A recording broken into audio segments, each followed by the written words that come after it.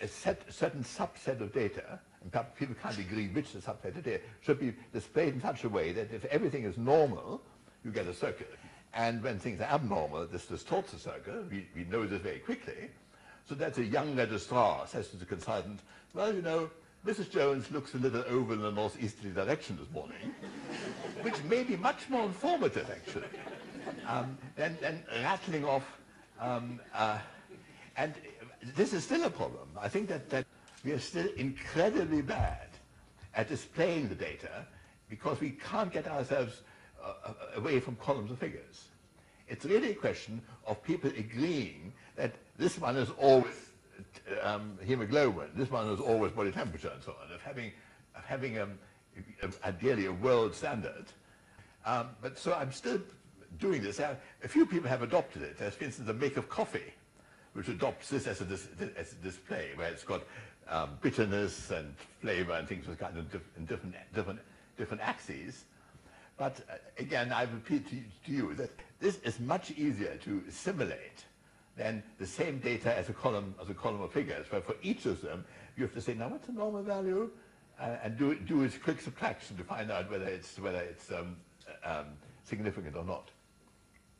And then we get to, again, we are now in the 1970s of television, and the BBC had learned to say that I didn't use four-letter words, and I didn't actually need a script, and I wouldn't dry up on television and so on. So I had increasing faith that I wouldn't do something, particularly in the days when things were live rather than being recorded and that were not being editable. And one day, a friend of mine who's still alive and still produces television programs sat together and says, look, we've got to produce an antidote to Mastermind. Because Mastermind is entirely learnt in the sense. I mean, if you really want to know everything about Sherlock Holmes, or even the Hound of the Baskervilles, you'd more or less learn the book. And if somebody asks you, what kind of studs did the Hound of the Baskerville have in its collar, you know this. You can't deduce this. You can only learn this. We wanted to achieve exactly the opposite, where people are being creative in front of the cameras, and you really got some insight about how people's minds worked. And basically, we invented the great egg race. So initially, it was to do with eggs, because somebody at the American Association for the Advancement of Science had posed a problem of making an egg go as far as possible on the energy stored in a tiny rubber band. And eggmobiles were one of the features of the very first program.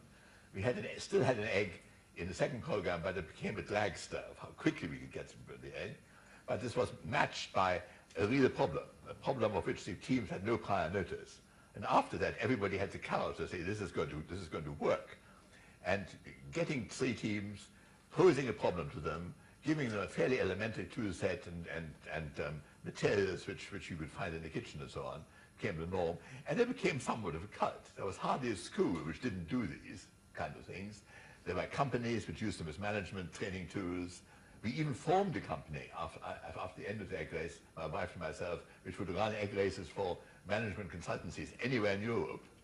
And we did this in Vienna and Barcelona and places like this.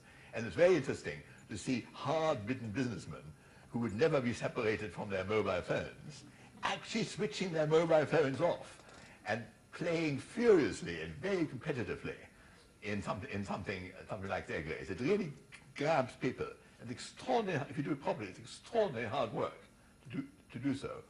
Well, something like 63 programs were broadcast of this, and some of them were rebroadcast, and so to Australia and so on.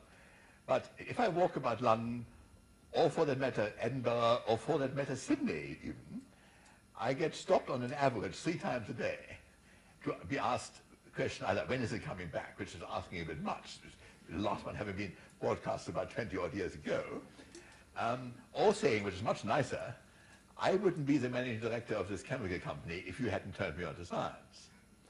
So it was obviously quite an effective way, but it wasn't designed in that way, to get people interested in science, because it wasn't a celebrity who was doing it. It was merely a person who people didn't find it too difficult to like and to trust from one ear to the other. And this is this has given rise to me being used as a consultant about how science teaching and things should be done. And I've last year, together with 3 other people, examined the whole of the science teaching of the Irish Republic, who are very concerned that the prosperity is running through their fingers, which indeed it is at the moment, because multinationals are pulling out of Ireland and go to China and places like this. So the whole question, which was one of my intentions to talking to you, if I hadn't been said, well, it has to be more light-hearted than that, would have been about how do we reorganize science education in such a way as to fit in with our present economic status, which is going to be different from what has been previously. I've always been interested in extending scientific measurement to people in the population. And nobody really knew how ordinary people behaved. And the very first thing was to make a whole series of instruments called socially acceptable monitoring instruments, or SAMIs. And this particular one counted heartbeats. And it did so using a recording method where we silver-plated a gold electrode, putting a standard amount of current through the device, so the standard amount of silver would be deposited on the gold electrode. And to replay it, we'd simply find out how many coulombs, what quantity of current we required, until the thing became more or less open circuit. Because once you'd unplated the last silver molecule, the electrolyte couldn't attack the gold, and the thing could no longer pass any current. It was made in America originally as a timing device for landmines, so that if landmines were thrown from a helicopter, they would deactivate themselves after a time, using them as a clock in effect. Having a receptive mind which stores all sorts of useless information, which occasionally then becomes useful, we got hold of these E-cells, and there were vast, really large numbers of things produced for doing this, with temperature, pulse rates, and movement, and so on. The whole of the Monte Carlo rally team, the British team, wore this, and of course won in that particular one. It also exposed me to good-looking models, purely for advertising purposes, of course. And you can see electrodes stuck onto the midriff of this young lady. And those were almost certainly the first electrodes of this kind, which are now very common, which contain a bit of sponge soaked in electrolyte or jelly, which are disposable but adhesive, so you don't have to have belts to hold them on and so on, because we wanted something which was very, very tiny as an electrode. And this was a SAMI replay machine for finding out how many beats must have passed through the thing, how much silver we had deposited on this. The quality of some of these slides is not marvelous, but I had to scan them from photographic slides, because some of the stuff is really quite old. Right, now I wanted you to pay a lot of attention to this. I don't know how we're going with time. This is true. I can probably find you the reference for this, that there is a book where it says, and it's not entirely biologically improbable, that insects which are poikilotherms, which have a temperature coefficient, because they become torpid when it's cold and so on, might indeed chirp faster when it's warm.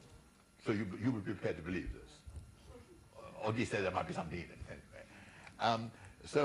Here's one of the subjects. Here's a description, because the chirping is not a continuous thing. It goes in. And this gave rise to major scientific discovery, in that NASA was interested in having a biological sensor for temperature, that by gluing the back legs of the cricket